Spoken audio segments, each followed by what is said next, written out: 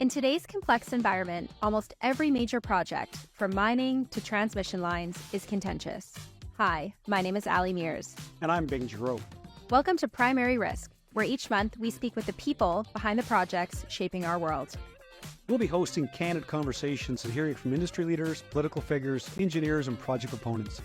We'll be exploring the soft issue risks, challenges, and solutions, and behind-the-scenes stories of what it took to get these complex projects across the finish line. Or not. Jonathan Turner is a senior environmental, regulatory, and external affairs executive with over 25 years' experience advancing complex energy infrastructure projects through regulatory approval across BC and Canada. He has held executive and senior leadership roles with Cedar LNG, Pacific Traverse Energy, and Tamara, and currently advises Elemental Energy on the development of wind and solar projects nationwide. John brings a proven track record of leading cross-functional teams and aligning regulatory strategy, Indigenous interests, stakeholder engagement, and community relations to support successful project delivery from early development all the way through construction. John, welcome to the show. Thank you for having me. Good to see you, man. It's been a little while. It has been. I was trying to think, when did I actually first meet you? I think we're at 12 years now. You know, 13? When we first met was in Japan on the Premier's trip. And it was in one of those functions, and I think it was in the Imperial Hotel. And we talked about doing some work together before. And then I was on that trip. I was working with Mitsubishi. And I was still in the mining. Yeah, and that's when we first met. What were you doing for Mitsubishi at the time? We had a project called Project James. And just one man. And well, Project it was Jeff. It was a code name. It was an early methanol, and I forget what the other product, and ammonia. And we were brought in. It was one of the kind of priority projects in the province back then. And Tim McEwen was executive director of the investment branch, and so we were brought in to support with early project permitting, and that was because they were a major project. That's why I got to go to Japan. Amazing. Japan. Yeah. I'd forgotten. Oh, you guys are so cool and international. Actually, John, you just got back from a trip to Japan. Just got back from Japan. Because as we know, John is both a professional, as we read in his bio, and also a ski bum. So Professional ski bum. You lead two lives. Yes. Walk two worlds, as they say. Okay, well, I want to know a bit more about you, and I want our listeners to get to know you more. So obviously, you're an environmental scientist by training. Where did you go to school? How did you get interested in this career? How did I do that? You know, well, I'm a professional biologist, which is different than environmental scientist. In the province of BC, we have professional designations, and so I did biology at school. And you know, why did I do biology? I think it was a place that I just naturally had an affinity for because of how I grew up. You know, I think a lot of my training began outside of school. It began through just general life experiences. I got dragged up mountains. I got dragged across oceans, down valleys, as part of a father who had moved from England and didn't have a chance to do these things as when he was a kid. And so he sort of immersed me into these things. So, you know, when it came to going to school, I didn't really, like all of us, we didn't really have a sort of focus. But I thought, you know, biology is something that I can understand and I enjoy, and I just sort of ended up in biology.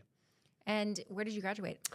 I went to UVic, which I think from when we think about the time we're in right now, I mean, that was the day of when the Clackwood protests were starting, and there was the big core rallies. And so, you know, I felt like both the experiences you have being at school, where you're immersed in this whole new world of critical thinking, and also, you know, the being a youth, and it was an interesting time in the province too, because it was a shift. It was starting to be a shift away from, you know, the controversies around the resource industry as being profitable versus the sort of rising kind of green movement around protecting things and that they shouldn't be monetized. So just for those that don't have the context of those of us who are older in British Columbia. Yeah. Distinguished. Older. Yeah, a little bit of gray hair. So Claykwood, for those that aren't from BC, that was like these massive environmental protests over forest operations on the far west coast of Vancouver Island. And the core Council of Resource Industries, these were the pro-industry rallies. Yes. That actually the largest rally, I think still to this day, in front of the BC legislature Really? ever. And it was the pro-industry guys who felt that their livelihoods were being threatened. So these things happen all the time now, Yes, but back yes. then that was sort of the beginning of it. Yes, exactly. Yeah. Yeah, So what yeah. was your entry point then from UVic into the resource sector? Was it Hemera, or did you start with some Yeah, other you know, jobs? it was very honest. It was planting trees. You know, course. This actually makes sense. yeah. No, it was a job that I could get from school where I didn't have to work for the whole summer, but I could make as much money as I could that was dictated by my own effort for at least part of the summer, so that then I could also go and do a trip or whatnot. And it was in a place. Where were you planting? You know, we started off out of Prince George for a season, and then my career tree planting. Actually, I probably spent almost 8 years planting trees, so all the way through Really? school. How many trees do you think you planted? Well, Okay, we'll hold you it to that. depends on how we measure it. No, but I mean, I think that it was a way for me to sort of build on some of the strengths I had, as in being an outdoors guy, and really enjoying that. I've always liked piecework. Is that, you know, it's hard for me to work on an hourly job because I want to have production. I want to feel good at the end of the day for what I've done. So I felt like those things, you know, it was a good fit. And then doing biology at school, there was a relationship between where you're planting trees, why you're planting trees, what you're planting trees in them, why do different trees grow at different elevations, different slope aspects, and those things always interested me. And so, yeah, it was a really good fit. So after tree planting, where from there? You know, so school, I kept tree planting, and then I started skiing. And so my other kind of career is I spent 25 years as a professional ski patroller with Sir Blackcomb. I did not know that. Yeah, and so that was kind of like a fun job. But for the first few years out of school, it was a way that I could ski in the winters. I could plant trees. That tree planting, it was full. It wasn't just planting trees, but we were doing full from planting to brushing to spacing, and then I got into helping write the prescriptions for the next and the future years sort of planting. And we also got in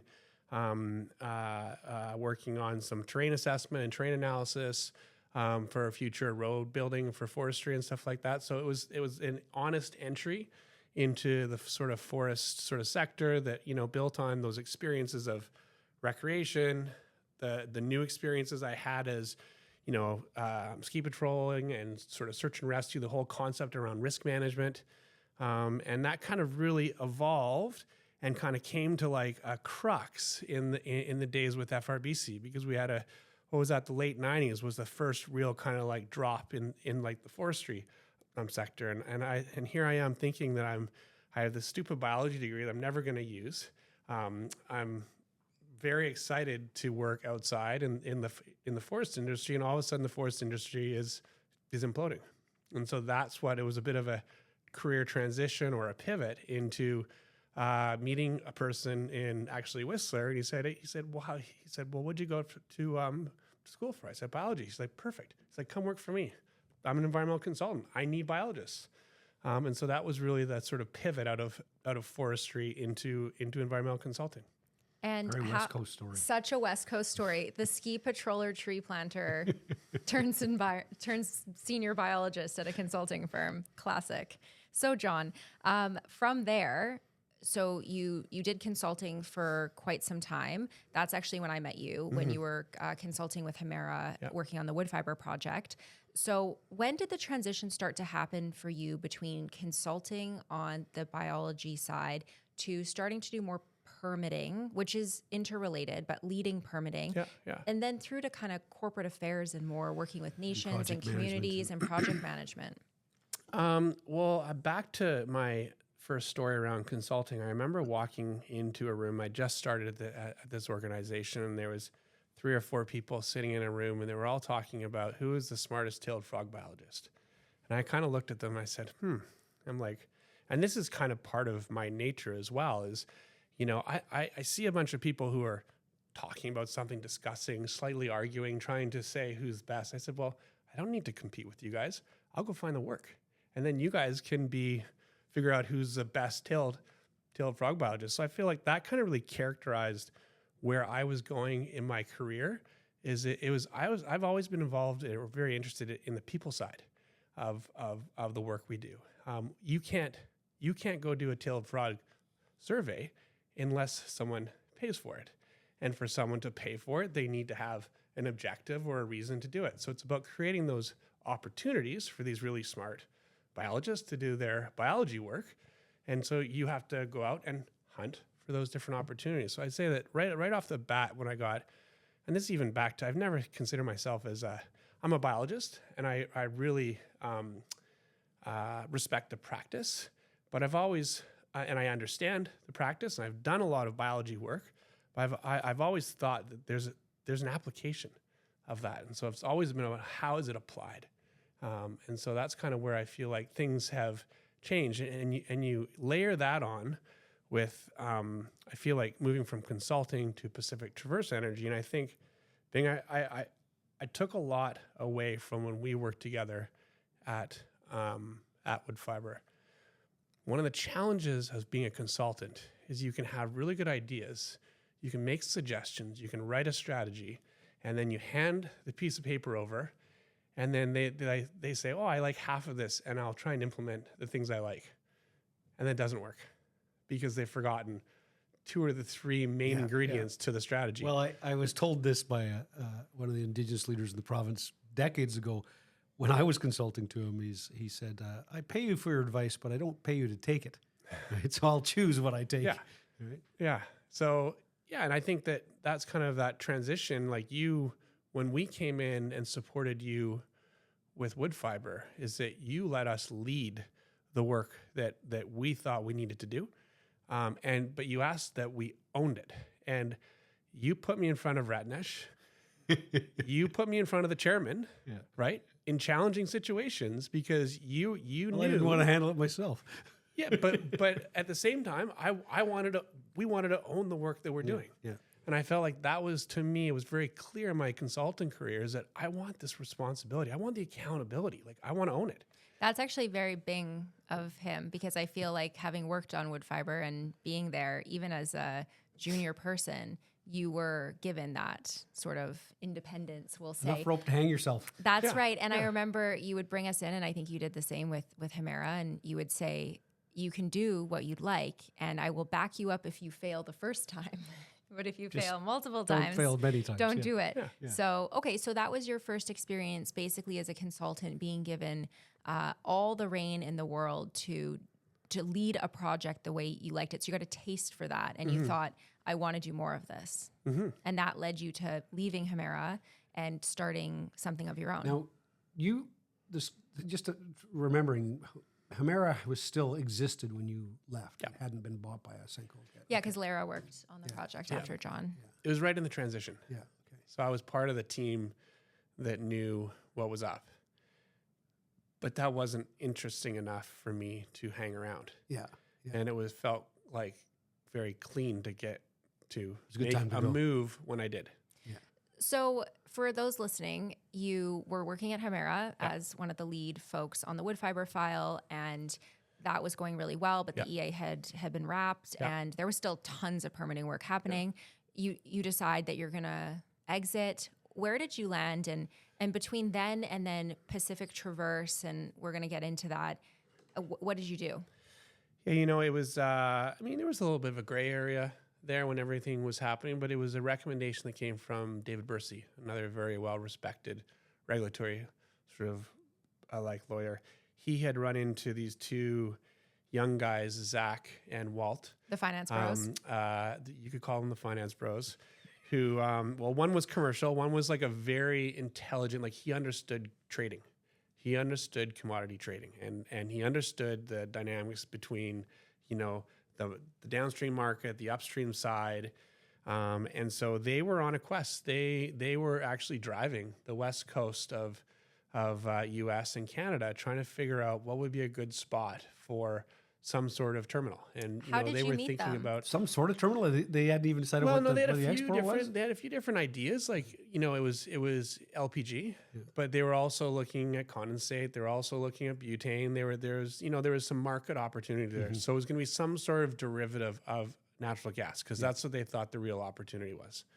And it was a recommendation by David Bursty to say, hey, why don't you get these guys engaged? And so technically, I was at Hemera when they came. And they hired us to help them with a site selection and a regulatory strategy associated with that. And so that really led to the creation of Pacific Traverse Energy was those ideas. And they said, look, like, we can't do this. Can you do this? And I said, yeah, this is the opportunity that I'm looking for. And another fellow, Jason Tilker from BC, quite a well-known engineer, he joined us. And so there was 4 of us. So you were essentially, because you had the 2 sort of, we'll call them investors, Yep. and then there was you and one other person, but you were essentially employee number 1 of Pacific Traverse in BC. Yeah, I think we kind of came together as a group of 4. Okay. And we were backed by 2 different family offices, one out of New York and It was all one private equity. Out of not private equity at that point. It was family just family backed, Oh, okay. which gave us a lot of flexibility and able and patience and able to do some neat things quickly without having all the strings attached that you have as Shareholders. And exactly. Oh, do we know strings? Yeah. So you're at Pacific Traverse. It's Yeah. the 4 of you. Yeah. For those listening, Pacific Traverse later became Cedar, or what we know today as Cedar LNG. But let's go back to the beginning. So there's 4 of you. Tell us, after the 4 of you kind of got together, why did you want to do the project there? What was it like being up there, and how did you end up site selecting? Give us all the details. Yeah, I mean, I think we it was a commodity that needed rail. So that right away, there's only a few spots on the west coast of North America where you've got good access to deep water and you've got rail in place. And, if you start looking at BC, you've got Squamish, you've got Prince Rupert, you've got Kitimat, right? I mean, Vancouver's kind of out because it's busy. And, it came down to, when we started looking at things, where is their land? And who do we want to work with? And I said to the team, Kitimat is a really unique sort of location. It's the only place in BC where there is one nation that holds that traditional territory. There's no overlapping claims in Kitimat. And the other unique thing about Kitimat was that Haisla owned really important, valuable land on the water. And so not only was there only one First Nation, but the key piece of land that we wanted was actually owned by that nation. And so it was by far our sort of leading candidate. But it was also hard to get a family from New York and a family from Dallas comfortable with sort of chasing this as their first pick for this project opportunity. Right, they businesses. would have no Indigenous very- experience. Yeah. Dallas and New York don't necessarily do business that way. No. So how did you bring them along? I mean, I think with anything, you need patience, and so that was like one of the things that we said to them, especially working with nations, we have to be patient, and so I think we had to build some trust. I had to build trust with Zach and Walt, who had never done this before. We had to build trust with the families who were backing us. And, what we did is we actually brought them out to Kitimat. And they came out and we went and met with the Haisla Nation. We looked at the rail line, we looked at the site. And so I think, I always say boots on the ground is like one of the best things to kind of get people to understand where we're at. So I think that was one of the kind of key things for them to understand. We went to Prince Rupert, we were in Vancouver. So they started to understand the geography and they started to understand the opportunity. And it was sitting down and meeting with the Haisla, and it was seeing the progress that the Haisla had made with LNG Canada, which kind of gave them confidence that there was something here. And was Ellis the chief at the time? Ellis was the chief at the time. And did you have a relationship, because most of your work, a lot of your work had been in the South, especially on wood fiber. So did you have a relationship with Heisler, or had you met them before this? You know, Heisler had an advisor, Amanda Zinter, who we worked with at Amanda. at Wood Fiber. Right. And so, you know, I think with all relationships, you need somebody on the inside who knows you. And we had done great work with Amanda, with Byng. Amanda knew that we could deliver. So I think that was really important. And with these things too, like, you know, the chiefs always want to meet with the chiefs, right? They always want to kind of walk in and do the deal. And that's not how I work. You know, the chief is incredibly important, but you got to get to know everybody around the chief, and you got to build the trust of all those people who are advising the chief, because the chief doesn't make the decisions by themselves.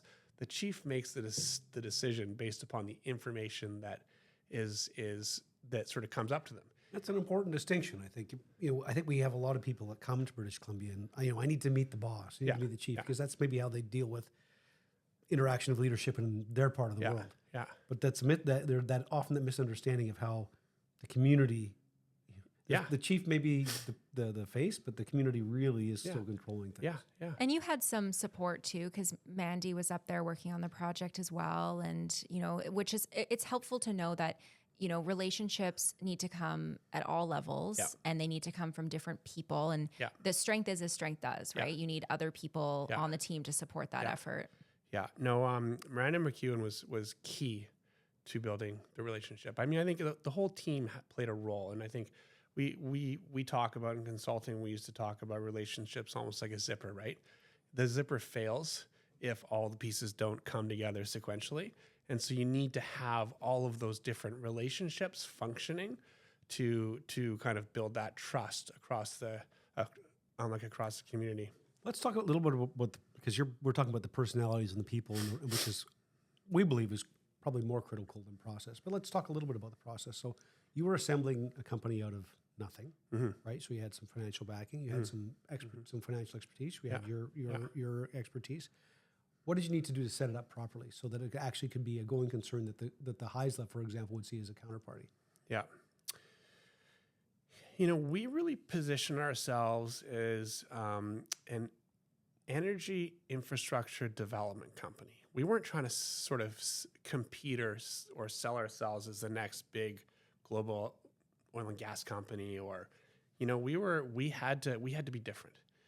So it was about our expertise. It was about our relationships. We took pride in hiring really good consultants and advisors to do really good work.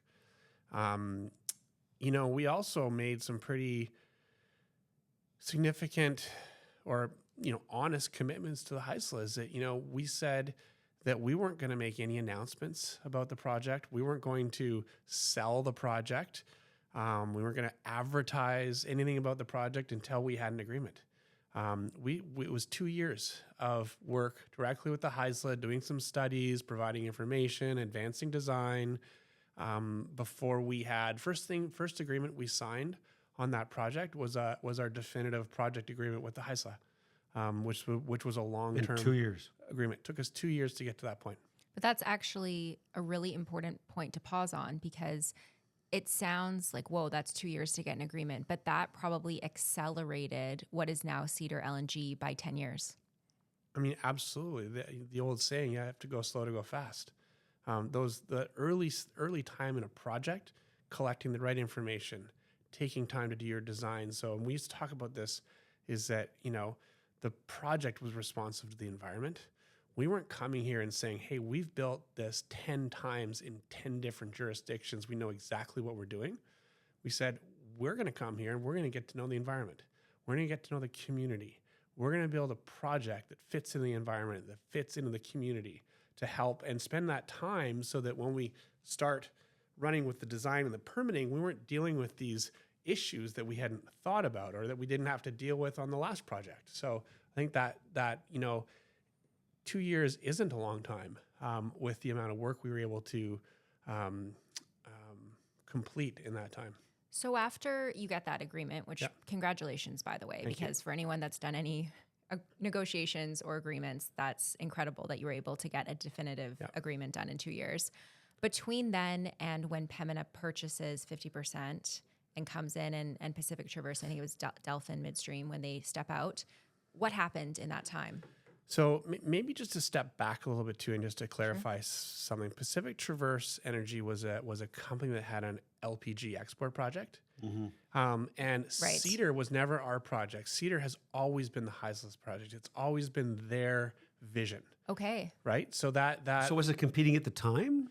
Those two things? They weren't. So LPG, LNG? So I wouldn't say we were competing, but like in our LPG, Even for their hearts and minds, I mean. In our agreement, it said that we could never impair the Cedar project. The Cedar project was always first. Interesting. And that was part of like how we developed our project. Which is that there's a lot of synergies here between the two projects. And that's how we showed them that, like, we have to build a pipeline to get the LPG from the rail terminal to the marine terminal. And as we build that pipeline, we can plan to build 2 pipelines. The Cedar connector, which is from LNG Canada to the Cedar site, and our pipeline at the same time. It may cost a bit more, but it's not going to cost double. And so the whole time that we were planning our project, we were showing Haisla how this was actually an advantage for them in advancing their Cedar project. And including, we did studies where we'd step out of our study area and collect information on the Cedar project sites, and that was of value to them. It was value add.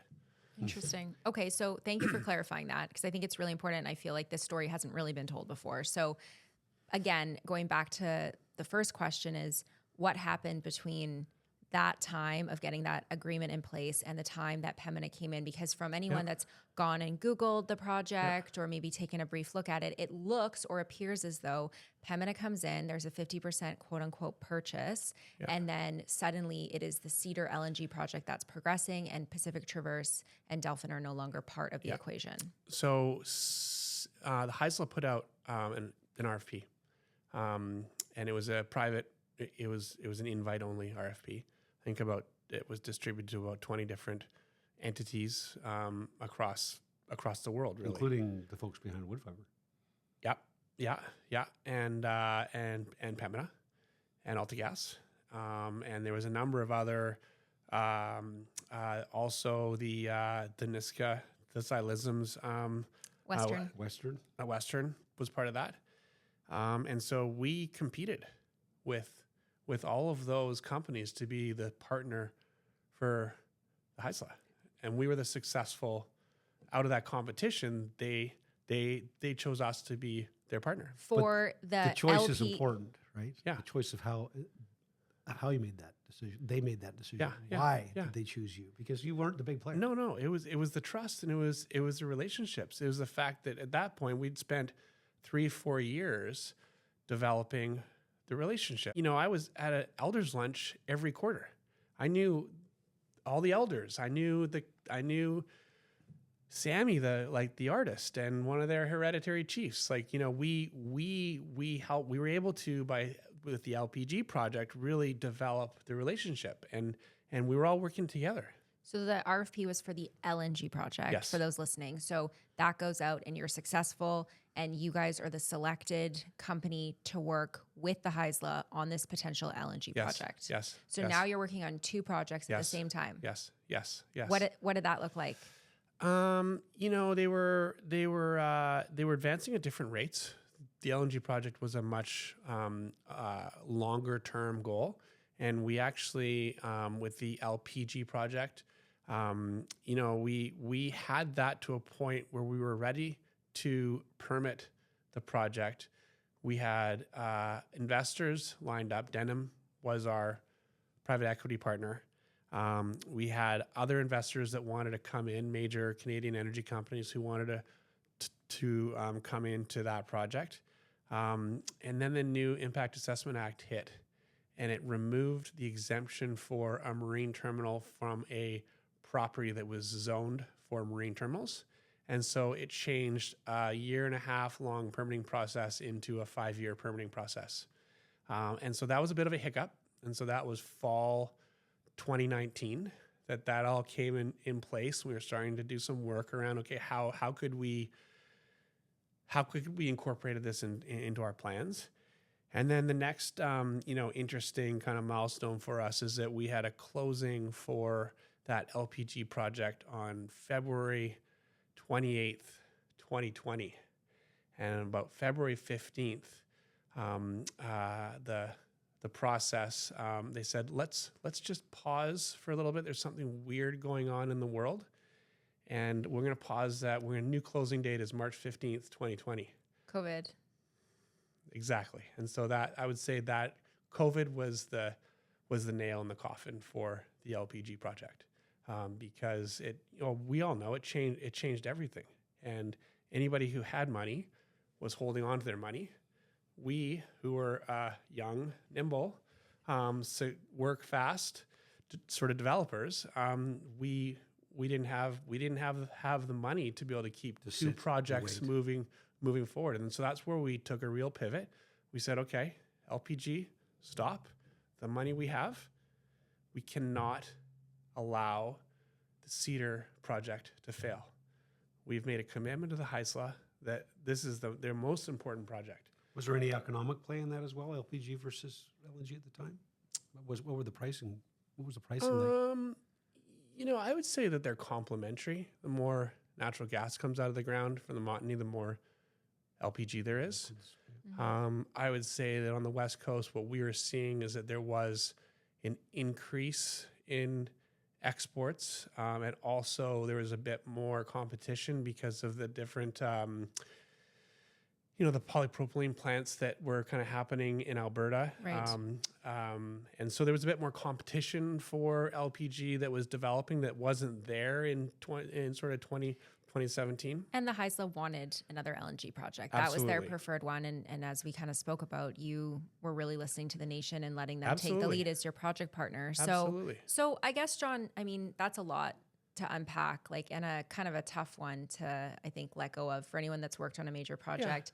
Yeah. You already have issues, even if the project is successful, kind of letting go from that. So what did the wind down process look like for that? Obviously, Pembina came in after that, right? It was in 2021, I believe, that they came in. So it was about a year in waiting. So how did that process all work? So it was not a wind down. It was we're now in a regulatory process. We're in an environmental assessment, and we are 100% invested in the environmental assessment and continuing and keeping it moving.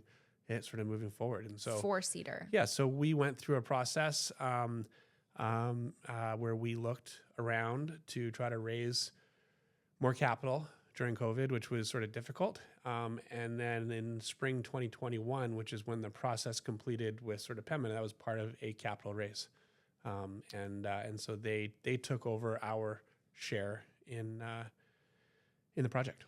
Right. Okay. Sorry. It was a wind down on the other project though, right? Oh, or there was no, that was gone. The project was gone. Yeah. There was no wind down on it. No, it was technically, it was there, but I think that we also lost a bit of momentum around that in our shift from the LPG project to the Cedar project to keep that project moving forward in that incredibly difficult time in like the world. And I think that, when it came down to it, it was the sort of markets had changed. And the Haisla were really focused on the Cedar LNG project. And we still had an option on that property up until into, I think it was 2025 or 2024. But I think that us as a team that we weren't as motivated as we had been to continue working on that project. Fair. What was the biggest lesson learned from both those projects? Because for those that have been listening this whole time, there's two projects. One kind of got nail in the coffin when COVID happened, and the other one is still a project today. So what are the lessons learned from that whole process? I think one of the lessons learned, and I think we actually were able to manage this well, is that I've always been a big proponent of not overpromising. I think a lot of people come into British Columbia, you see in the junior mining scene all the time, hey, we've got this great project, press releases, dates, moving. We were always very careful around not making promises around how we were going to do things, when we were going to do things, making a big kind of like glossy kind of releases. And I think that when the world changed, it gave us the flexibility to sort of slow things down and move at our own pace without like the media kind of coming after us and saying, how come you're not moving forward? Like, what are the dates? Like, what are the changes? So I think I think that was a big lesson learned that I think that we were able to be somewhat successful on, is just being careful about our development sort of timeline. And, also there's things you can't plan for, there's things you don't know. And I mean, today is like a great example. Like if we were sitting around 2 years ago and we think of like what's happening in the world in North America today, like who could have predicted that? So true. So you went through this. Yeah. There's got to be some lessons other than you've been giving me some now. Let's talk about some real lessons for listeners, practical lessons. Okay. So obviously we've described early in engagement with the First Nations, but like this can become a cliche, right? So what's distinct about how you approach this versus this consult early, consult often? What's distinct about how you were able to advance that project at the speed you did? Like what lessons could you give to a listener? This is, we try and talk about the primary risk, which is dealing with the subjective risk first here. We try and talk about how can you be smarter about these projects, how these things need to be looked at from a people perspective. Like what advice could you give to people listening to this podcast and say, I want to build a project in BC. Maybe it's not a LPG, maybe it's not an LNG. And you've given us two already. One, which is you need to build the relationship with the nation first before anything. Yeah. And two, don't put a date on things, which you're right. Major project developers love putting dates on things. We're going to get that permit in 2 years. So those are two great lessons. Maybe give us two more. I think the other thing that is important is that, the things you collect. So whether it's like the information you collect from the community around how people use the land, the time you take to understand traditionally whose family, in Haisla language they call it Wetwes, their trap line or their area, like who has who's that responsible, has that responsibility for their area. What are the things that are important there? The different studies that we do, biological studies, fish, wildlife, murrelets, all those things, information's long lasting. So when we have these things that happen, you need to be able to change course. But the information that you collect, if you collect it well, it can be long lasting. So, with the changes that we had and the work we did to advance the regulatory process, the information that we collected still allowed the Cedar project to continue moving forward, even through a time of uncertainty. Okay, so going forward. Okay, now you've learned some lessons. You've done some great work. Your success to be proud of. Let's talk about style. This is maybe a little more contentious question. We talked about this before we came on here about style of company. So now, a multinational come in and took over, right? Let's talk about this. Yeah. Then we're going to jump to what you're working on now. Yeah. But, listen, we're not trying to tell stories out of school here, but style is different. Yeah. When you're trying to build something from the scratch in British Columbia, certainly in Canada, it's a different approach. Yeah. When you come in later, I think you said earlier that you were quite proud of some of the legacy items that have survived. And maybe companies that are coming here to invest and buy another piece of infrastructure that somebody you already started, there's some lessons for them as well. I think Pembina is a completely different organization than what Pacific Traverse Energy was. There was a number of us that worked through the transition period. And I was committed and proud to be working through that because I wanted the handoff. Like, to me, my job wasn't done until I had the opportunity to share that information with the next person. Luckily, I think for Pembina is that Lara Taylor is still working on that project. Big shout out to Lara. We worked with her on wood fiber, and she's an incredible individual. And one of the things that, when I walked away, I actually was like confident that a bunch of the underlying principles that we had set up around the project to be successful, that she would advocate for them and she would continue to advocate for them. So I think, that was interesting in the in the transition. I don't have any insight as to how, as Pembina came in, and like the relationship between Haisla and sort of Pembroke. I don't have any insight into that, but I think it's probably different than it was when. But maybe the we lesson worked. is to be respect the work that's been done before. You're coming in as a new company. You really have to recognize that you're not starting an entire new page. Yeah, You got to respect the work yeah. that's been done before. Yeah. And it's a lesson. I mean, who are we talking to on this podcast? Like people who might want to do this kind of work or are doing this kind of work. You've said, it happens all the time. Yeah. Or things transition to a new owner, Yeah. new leadership, different team. Yeah. But you've got to remember what's been done in the past, Absolutely. the agreements you've signed, the Absolutely. commitments you've made. Absolutely. Yeah. We're encountering this in some of the things we work on right now. Like, Yeah. are you living up to the commitments that were made by the people who were there first and Yeah. got the project off Yeah. the ground? Yeah. I'd love to talk a bit about what you're up to now because, I'm glad that we spent a lot of time on this project because, one, I think not a lot of people know the story. Yeah. Not a lot of people know who you are. We think of you as a celebrity, of course, but so I'm really glad to have you here today. What are you up to now? You're working at this company called Elemental. What are you doing? Where are you building projects? Tell us more. Yeah. So I think, I consider myself as being technology or industry agnostic. What I think my skills are, the underlying skills are, I have a technical background as a biologist. I have practical experience around moving major projects forward. I love people. I love to connect with people on the ground, like really get to know people. And you dress for it too. I dress for it. How do you mean? Like you dress sort of, like Man of the people? Like Less you're a ski, formal like than- you're a than- ski than most patroller, people? like you're a ski patroller Listen. from Whistler or a tree planter. As a trailer park guy myself, I have to live with this every day. So So onto Elemental, family-backed business, and this fits to what we were just talking about. But Jamie, who's actually a good friend of mine as well, who's the principal of the company, he said one of the things when we were kind of talking about working together, he said to me, you know what I like about you? He said, baby blue. He's like white collar, blue collar, baby blue.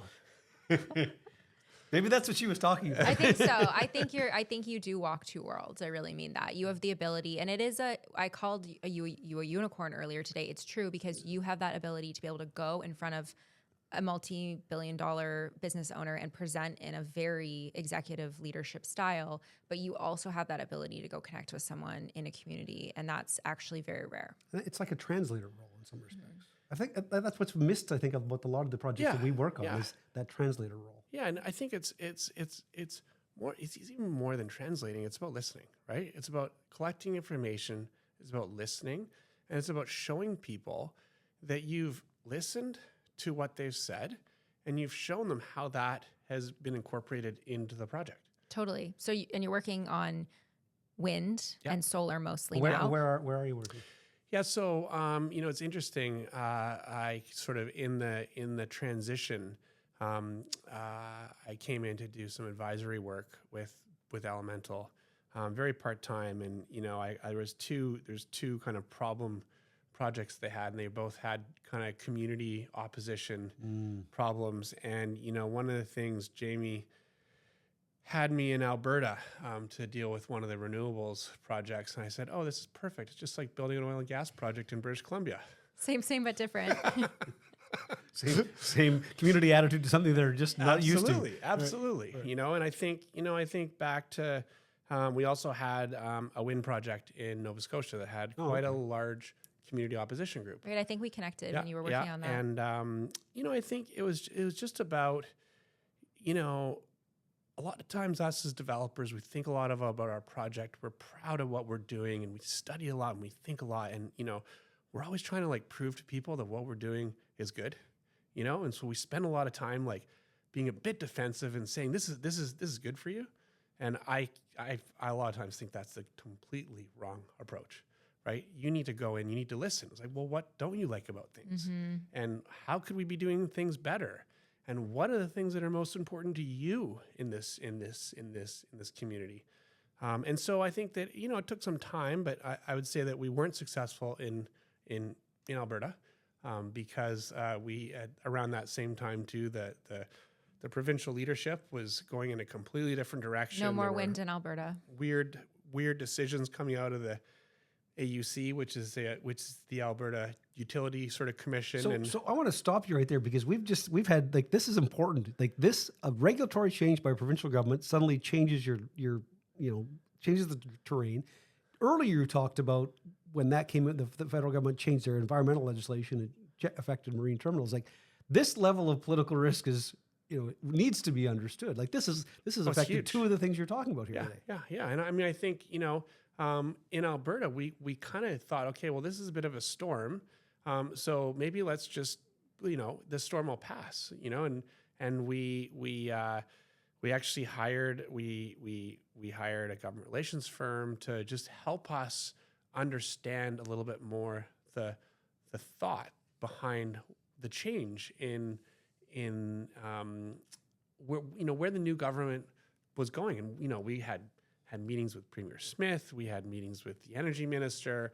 We spent a lot of time with Minister Neudorf, who was responsible for the utilities. And, we actually kind of came to the conclusion after about 6 months is that this is not workable. Mm-hmm. We had some projects that were under construction. And, I think as a lot of developers did, is that we just press pause.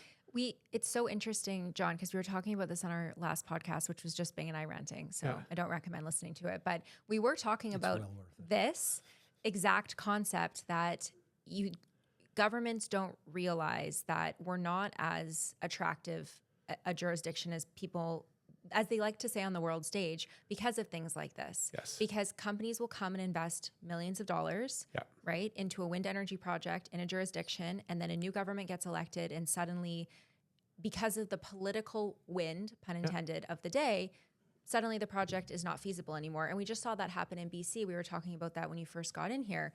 We were in the middle of an RFP period, and suddenly some policy change made a lot of projects not feasible from a commercial perspective. So tell me more about that. Like, how have you dealt with those changes? Obviously, this one project kind of stopped it. The other one You moved your money. This is important. It's money. So where did you move your money to? You went back to Nova Scotia, or where did you move Well, it? we had other opportunities. I mean, I think it's just like a smart investment strategy is not Yeah. to have all your money into one stock. It's you one have a few jurisdiction. different things, and then when things start to go in a different direction, then you kind of double down on sort of something else. So I mean, we were incredibly lucky because at the same time in Nova Scotia, with the federal government initiative around the 2035, all electricity had to be from renewable sources. Nova Scotia had a huge problem with, or they had 80% of their grid was coal, and I think we got lucky and we won. The procurement was for 350 megawatts of new renewable wind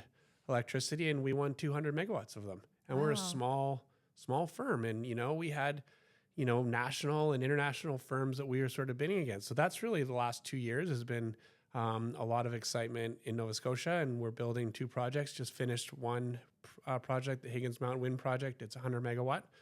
We have another one under construction, and then as that was exciting there, all of a sudden sort of BC opened up, and Elemental is a BC based. We're one of the only companies that has kind of survived from the 2008 call. And we're really excited to get a project there too. Have you got something you can speak to specifically, or? Well, the Boulder Elkhart project is one of the 2024 call Okay. on projects, and so we're actively. And so you speak about. I think your question earlier was about change and how do you plan for that? Well, I mean, again, classic BC. This is a project that was previously permitted, full permit, general area of licensed occupation issued. We were ready to start construction. This is in 2018. And NDP came in and said they ripped up all of the contracting opportunities for independent power producers. We had a permitted project ready to start construction in the spring. This is 2018. 2019, there's this change. So now we have a project that's been permitted, but we can't afford to pay for the lease fees on the land. Change the rules. When there's no ability to move a project forward. So we actually ask to be unpermitted. We give back our land tenure, and they say, okay, and then when you want to reapply for it, you just need to update your your sort of management plan. So come 2013, the 2024 call for power is announced. And so we start strategizing around that. And okay, so now this is actually going to be an environmental assessment because of the size. Our analysis, they triggered it had to be a certain size to be into the call for power. Yes. So now we trigger that we trigger an environmental assessment. So we spend, knowing that we've already had a permanent project, knowing we have 3 or 4 years of data, we have an Indigenous consultation record, and kind of building partnerships, which is 10 years long. We're like, okay, well, we're going to win this by being fast. So we start all of our work around the environmental assessment process, initial project description, meetings with the BC Environmental Assessment Office. December 9th, 10th, Minister Dix announces the successful projects, and he says, wind energy projects are now exempt from the environmental assessment process. So here we think we're going to be like starting the environmental assessment the next day. We're confident it's going to be successful. So, I think, look, I've seen a lot of changes, and a lot of people ask about the changes. And you know what? We do the same work. It doesn't matter what jurisdiction we're in. It doesn't matter what the permitting process is in. Consultation, engagement, it's got to be done meaningfully. You've got to build relationships. You have to have good expertise that's able to understand what are the important pieces of information we need to collect from an environmental perspective. Not everything. You don't have to collect everything because we can't afford to study everything. Mm-hmm. You have to understand what are going to be the key interactions between the project activities and the key species of interest. Those aren't just regulatory considerations. Those are also Indigenous considerations because there'll be important Indigenous species. So, sorry, go ahead. No, I wanted to, because I know Allie wants to wrap up. We're getting to time, which this is a fascinating conversation. I feel like we've been talking for 10 minutes. But I guess my lesson out of this is, so you had an LPG project that got hammered because the feds changed their environmental assessment. You had an Alberta wind project because the province changed its tone. You had a BC wind project, province changed tone. Liberal government, conservative government, New Democrat government. Any government people listen to this call, this is how you kill investment. Yes, changing legislation, changing. You're not that old. Tune. Yeah, I know, but I think we're going to be okay. I think we're going to be okay. I think one of the challenges, this is the first time in BC where they've actually, usually it's a change to add more process or add more scope, right? Yeah, in some ways this is a nice surprise. It is a nice surprise, but again, surprises are surprises, right? And so you have to be prepared for the surprises. But I think in BC right now, one of the challenging things is government made this decision. We have Indigenous partners. We're working with other Indigenous communities. They weren't prepared for this. Right. They didn't support or endorse these changes. They weren't asked to support or endorse them either. Yeah. So I'd say that's one of the things that we as soon as that came out, Mm-hmm. A bunch of our ongoing conversations with the communities slowed right down, because all of a sudden we're working towards a process that had some structure, and now we don't know what we're working to. Mm-hmm. So I think in the long run, I like what the province has done around the switch to the BC Energy Regulator. I think that they're better equipped to manage the renewable energy projects. But I think that we're, like any new process, we're in that time where there's been change, and we have to kind of figure things out. So. And I think maybe the lesson learned here, or a recommendation to government, is consider what's being invested in and what's already happening, and offer them the opportunity to pick their process, right? Yeah. If you're going to come down and put a hammer down and change legislation, then give the proponents and the nations the opportunity to continue with what they were expecting, or to choose the new process, but make it a choice for them. Don't just change it and expect capital to stay. Government's probably not considering the opportunity cost of these decisions. Okay, John, I'm sorry. We've got to wrap things up. No I problem. do feel like we've been talking for 5 seconds because you're so interesting and we love you so much. And we're so thankful that you took the time to come on today. So thanks for joining us and sharing all of your knowledge. I think this is going to be... It's great to see you again, man. Yeah, so good to see you. Thank you to our audience for listening to today's episode of Primary Risk featuring John Turner. Please follow us online to receive notifications of upcoming episodes wherever you get your podcast. We're on Apple, we're on Spotify, and we're on YouTube. And please check the show notes for any references. You made a lot of references to a lot of projects today, so we'll be sure to add those in. We are releasing new episodes monthly, so be sure to check out our LinkedIn to get an update there. Until the next episode. Thanks, John. Thanks.